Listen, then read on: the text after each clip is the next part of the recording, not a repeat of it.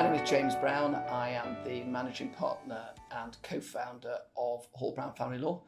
10 years ago this month, myself and my business colleague Sam started the firm, and we are taking this as an opportunity for a bit of reflection. So over the next few months, you're going to hear from me, from Sam, from a number of our colleagues about why we started, culture, what we hope to achieve, what we may have not have achieved, but also all the different services that we offer. So, James, why do you think we set up 10 years ago to the day? Well, let's face it, no one was going to let us run any other firm, right? It was either our own or that was it. Yeah, and no one predicted we'd be here. I didn't predict we'd be here. Yeah, there's no way, right? 10 years, it's been a hell of a whirlwind. 6 offices later, what are we now, getting up for 90 people? I love the fact that you're saying getting up to, it's 84, Sam, so yeah, it's close. What a window. It's like a stag do without a designated driver. Yeah, that's slightly concerning. But seriously, like, why did you even think that we could do it? I think it was more, well, we love working together, and I think you and I had always talked about doing our own thing. Both of our parents, both our dads, were owners of small businesses. I think there was always that itch that we wanted to scratch. I think there was that element of autonomy that I think we wanted. But I also think that we were looking around the traditional law firms and identifying things that we didn't like. And you probably still have the Post-it notes. I absolutely do. So I absolutely do. I brought them. Can you actually remember what's on them? No. So we called them outs and in. Right. So what we wanted to be externally and what we wanted to be internally. I can't believe you can read that handwriting. Carry on. What are you talking about? This is exceptional. Outward, we said we only wanted the best lawyers. I'm not quite sure what that means, but we only wanted the best lawyers. We wanted to be accessible, responsive, straight talking, robust. So, not telling clients not what they always wanted to hear. Yeah. But also value, obviously not the cheapest in the market, but The best value for what we did. And internally, we wanted to have the best lawyers. But again, same thing, because I think people like working with other lawyers who are the best in the market. Yeah. We wanted no targets.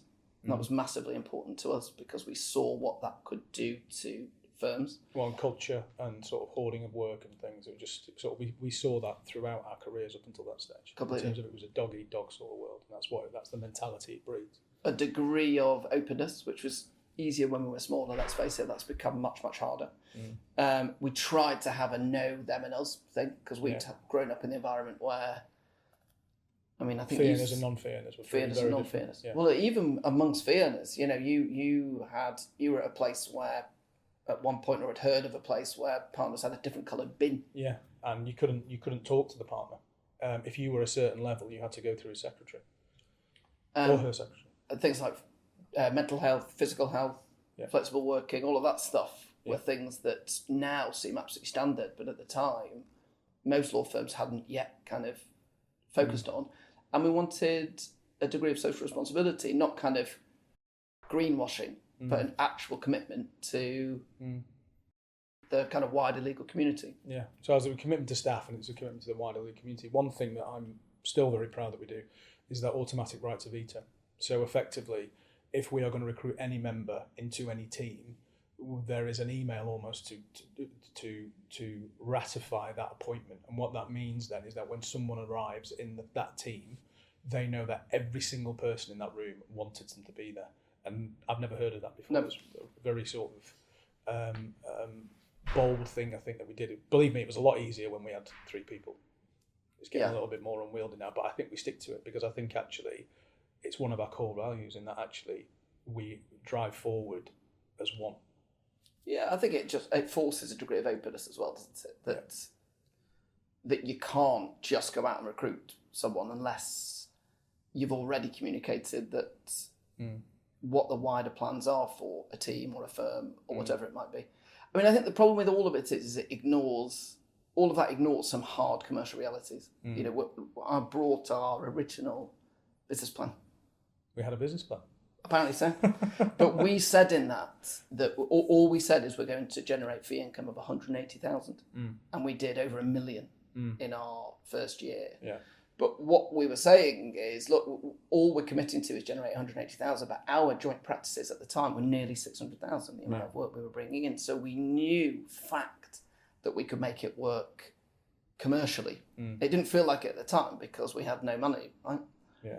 I remember the elation and the sort of degree of satisfaction when we got our first bill paid. You remember that? Yeah, it was. Well, we couldn't quite believe that these two chances could actually, take 2 post-it notes and turn it into a firm that someone was actually willing to pay for. I do remember that first billing day. We were exhausted and we went to the pub to have a celebratory pint, and we just couldn't be bothered. Just wanted to go home. Just had it ready to go home. And then we were stuck on the train for 2 hours, right? We did. We missed the stop as well. That was great. And we thought, this is an omen. But it's easy, isn't it, to look back and think, oh, do you know what? It was all straightforward and, don't worry about it. But actually, there were an awful lot of kind of building blocks that I had to put in place. But if you sit and you say, look, if there's a decent commercial basis for it and you're able to recruit the best staff and you're able to retain the best staff because of culture, most law firms are going to work. Yeah. It's ego and greed that destroy law firms. Which is remarkable because that's our counter names, isn't it? It's like our superhero names, ego and greed. But I do think that, again, all the changes that are going on in the legal market and things, you almost feel like you have to constantly be reassuring the team that we're different to that. We're not basically running to sell out, or we've got a long-term succession plan in place. Because you and I aren't old. We're still in our 40s. Barely, but we're still in our 40s.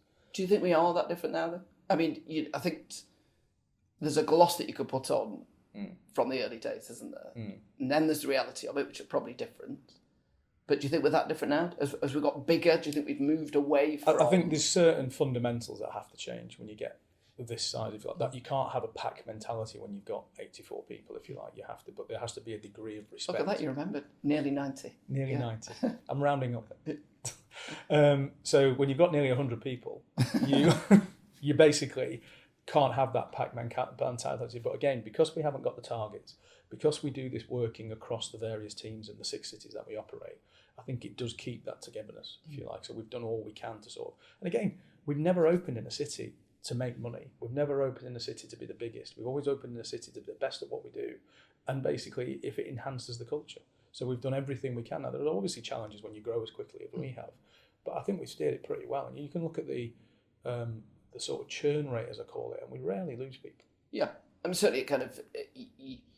I think there's a difference, isn't there? Because I think if you look statistically, we have a 98-point-something% retention rate, which is great compared to the market. But the problem is a single person leaves and you and I talk to ourselves about it for months and months and months afterwards, which is maybe a good thing, maybe a bad thing, I don't know, but it's the reality of what it's like. So if you're convinced that it's all remained true to those original values, what about different? What would you do differently? What would I do differently? I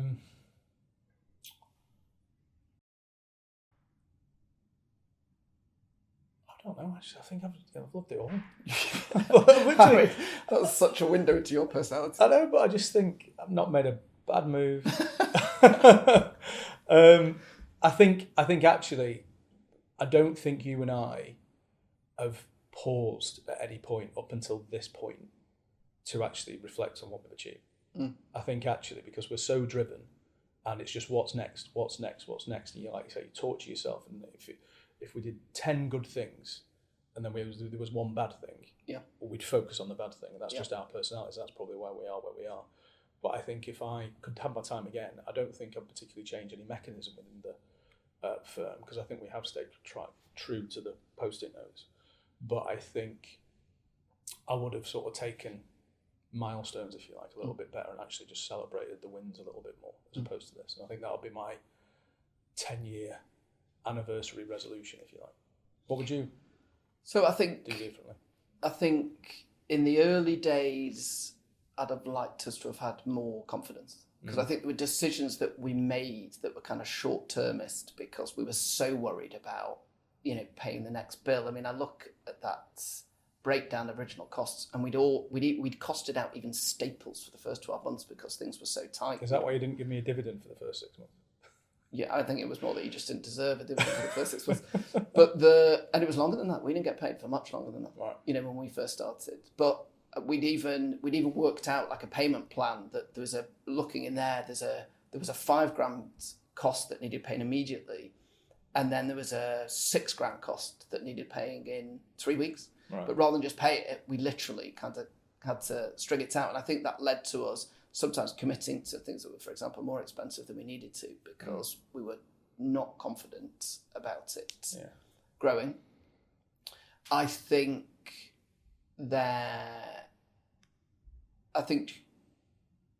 if we knew we were going to be this big, I think we'd have put other structures in place sooner.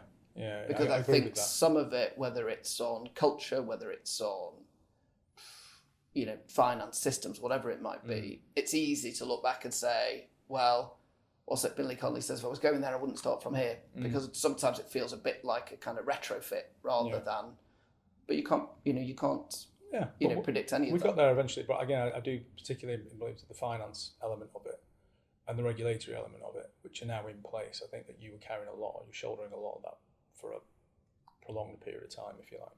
And it showed. You're a shell of a man. Pathetic. Brilliant. So what would you say were the big wins, if you like, of for us and for Hall Brown, so individually?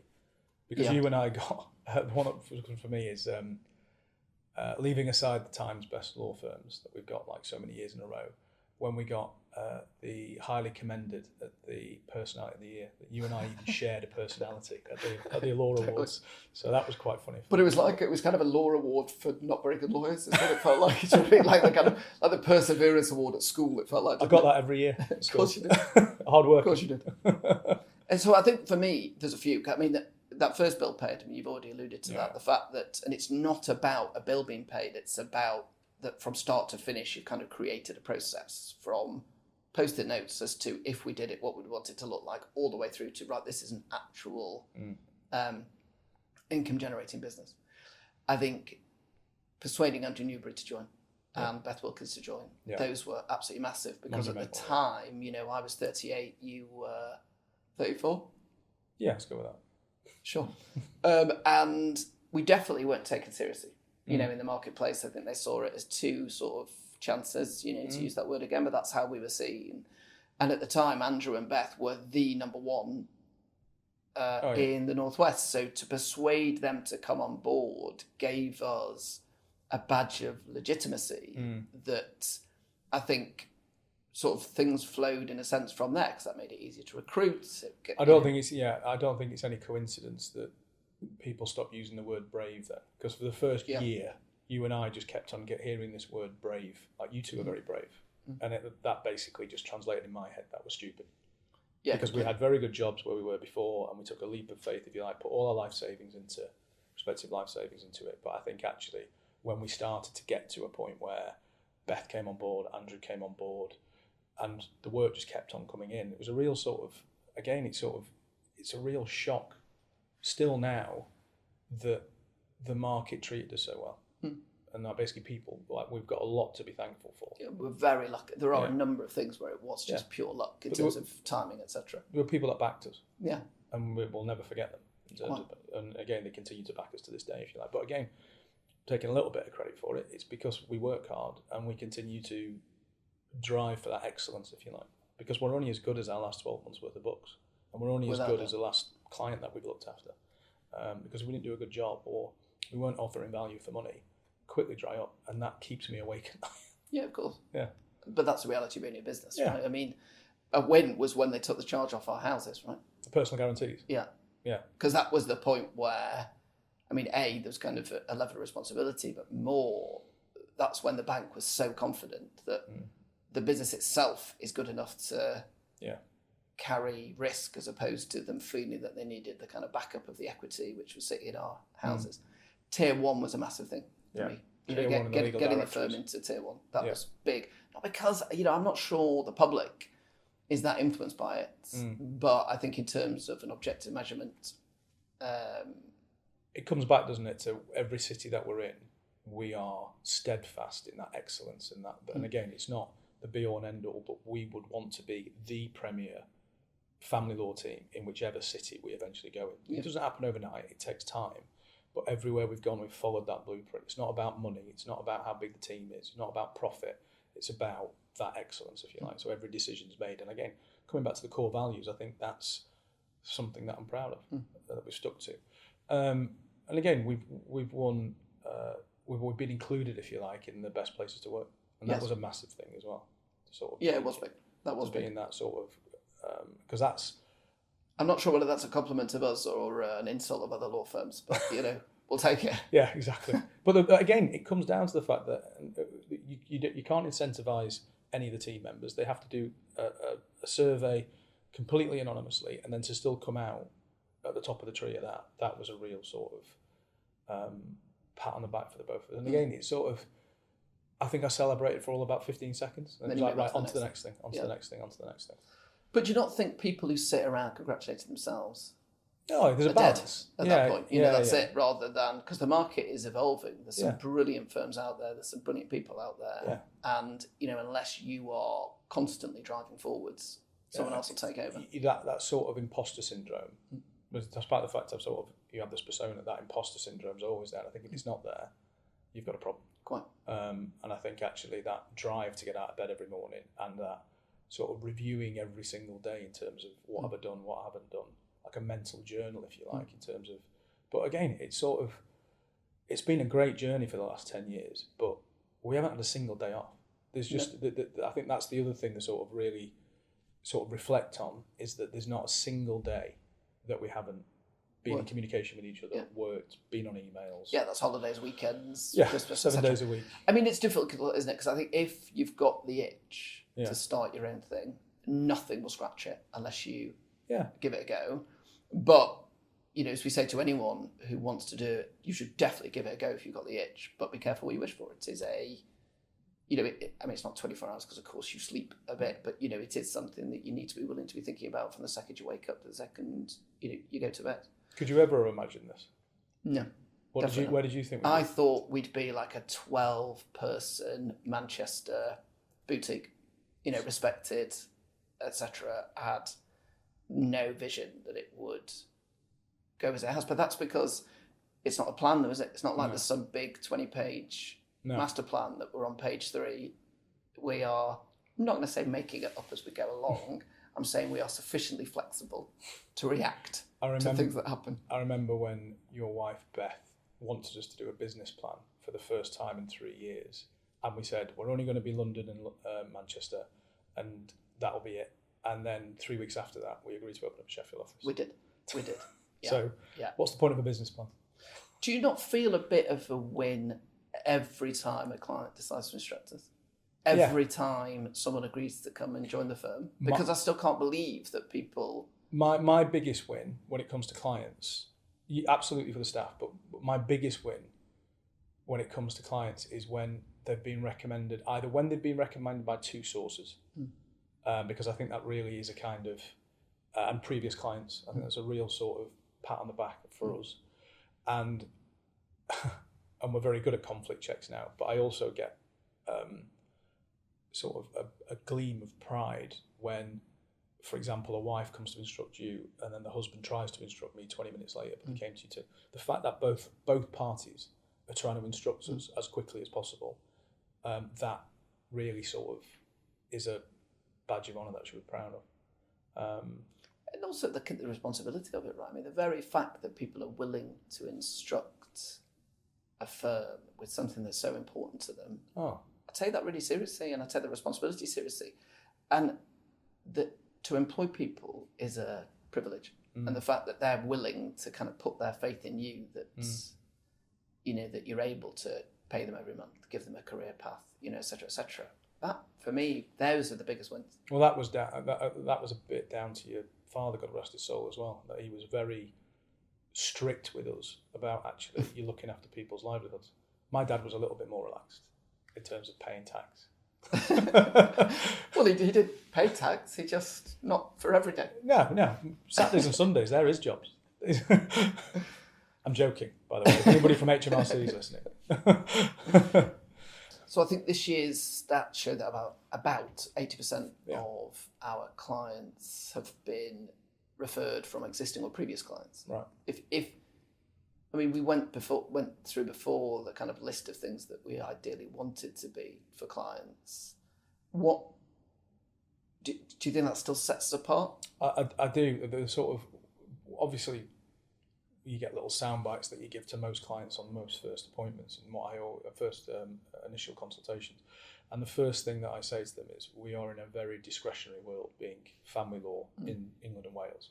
But I said the only guarantee that I can make in this very discretionary world is that I will never advise them to do something which I believe is disproportionate to what they're trying to achieve. And that's not just financial, it's all to do with the emotional fallout and everything else as well. So I think that sort of sets us apart. And again, I have to say, without criticising anybody in particular in the marketplace, because you have more private equity coming in, more pressure on individual targets, on team targets. You and I know of several law firms where they get a call, whether it's a cold call or whether it's a referral, because a lot of people spend a lot of money on search engine optimization and Google hits and all the rest of it. We don't do any of that. But when those people get those calls in, their screen effectively is a traffic light system, and they need to convert that cold call and therefore get a green light as opposed to a red light. That's not a lawyer for me, that's a salesman. And I am very worried, just as a person in this profession, that we are competing with salesmen. And I think one of the things on the post-it note you referred to was robust advice. If there's £2 million in the case and 1.5 million is tied up in a house, the house needs to be sold. But you need to be firm with people right at the beginning. And you talked about sort of when you get sort of little buzzes of pride. Perversely, it's when you see the client is comparing me or beauty parading me against a yes person, a yes man, a yes woman, and then they end up coming back with the tail between their legs about a year later, and it's just been a complete disaster. Yeah. And now obviously we're not dealing with a blank piece of paper then, but we do what we can to help them. So I do think that sort of sets us apart, the excellence sets us apart, but I also think that sort of robust advice to say, this is what I think. Because if you think about you and I alone getting on for 50 years in the sort of in the marketplace, so you get that sort of, and because when we're still on the tools now, we're still working on cases now. I think that you always need to do that, because you always need that touch feel to be able to say, this is what I think, this is my instinct. There's a lot to do within the case, but I think actually it's that initial view that they welcome. And again, it's where we're placing ourselves in the market. We are not the most, we're not the cheapest, but I think we're the best value. So you've got, if you're only recruiting or training lawyers from the kind of upper tiers, if you want to call it that, of the market, then there's a degree of confidence there. I think for me, from having spoken to many clients over the years, that brutal honesty bit, whether it's robustness about the advice, but also, I will often suggest in initial meeting that they don't just talk to me. Yeah. There's lots of decent lawyers out there. And I will say, look, a lot of it is also about personality. Go and talk to other people. You've got to be absolutely happy. And I think that will give clients a degree of confidence that I'm not trying to sell to them. I'm just giving them objective advice. But the big thing is responsiveness. If someone, whatever it is, whether it's weekends, evenings, bank holidays, it doesn't have to be a big long call. It can be look, I can't speak to you today, but let's fix, 9:05 tomorrow. Because it's, what's going on in their life, it's the single biggest thing in their life. And they can't be allowed to just feel like just another client. I think if you go back to them quick enough, in whatever format, it will reassure them and comfort them that they're not just another client, that you're not overworked, that you do actually care. Because there's a lot of cynical views about family lawyers out there, and some of them are not misplaced. When we look around some of our competitors, but actually the vast majority of family lawyers did go into it because they wanted to have, a positive impact on a client's life. And that can get lost through no fault of, someone's own if you're too busy. I do think as well that because we've got that strength and depth through the 6 officers, all the way through the sort of various levels from senior partner, managing partner, all the way down to paralegal level, we can do cases. Now, obviously, there comes a point where, coming back to that proportionality point, we won't be adding value, but we can go really down to sort of, we're talking hundreds of thousands, we're not talking multi-millions, if you like. Of course, we've got a couple of billionaires on the books at probably any one time, but we also deal with sub 1 million, sub 500,000, because actually we've got excellence all the way through it. And I think we decided pretty early on in our 10-year journey that if we wanted true excellence, bearing in mind that we've got people like Andrew Newbury, like Beth Wilkins, who can be there to sort of be the sponge, if you like, or the paralegals can be the sponge to learn off. I think actually we should utilise that. So that's kind of where we got to.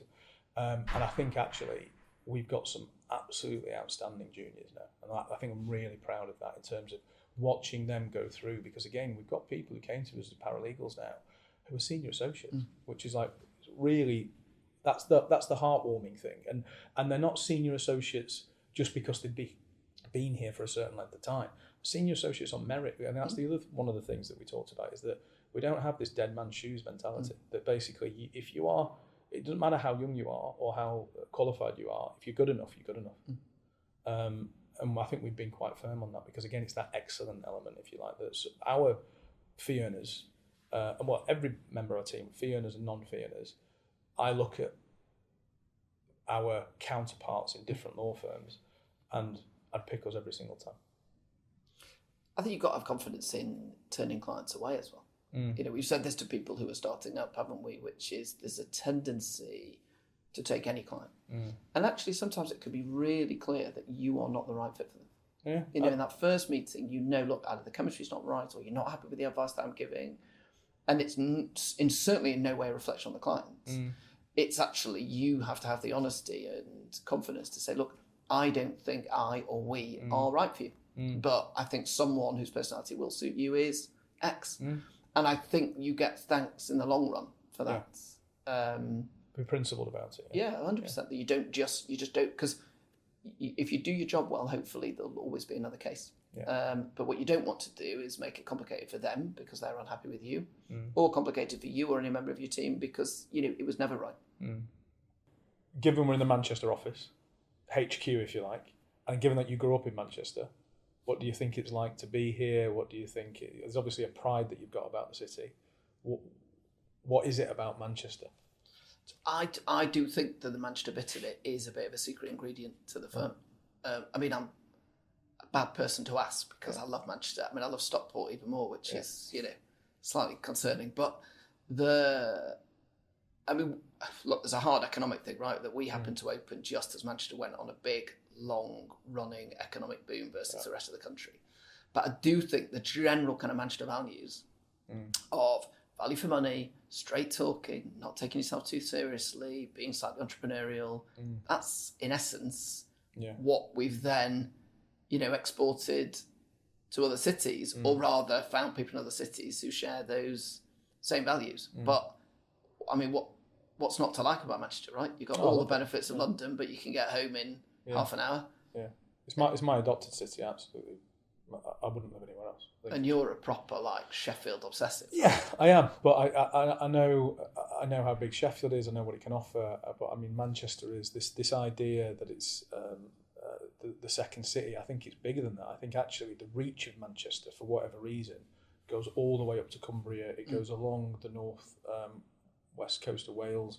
It's all the way down to Crewe. It sort of is kind of that sort of brain hub, if you like, of the epicentre. And I think it survived COVID as well. I think for me, I think there's other cities, if you like, that haven't survived COVID in terms of people, and I'm working a lot more early. People are still getting sucked into the city. The business community is watching it since I've been here nearly 20 years, just watching it grow, and it's a light that doesn't go out. It just constantly burns. So yeah, I think whilst we've been very lucky to work and live in Manchester for the last, well, for me for nearly 20 years, and you for your entire life practically, I think actually it's the future that I'm more excited about in terms of just all the high rises that you see going up and all the cranes that are in the skyline. I think it's not slowing down. If anything, it's speeding up. Yeah, that kind of can-do attitude. Yeah. But what do you need that it's not got, right?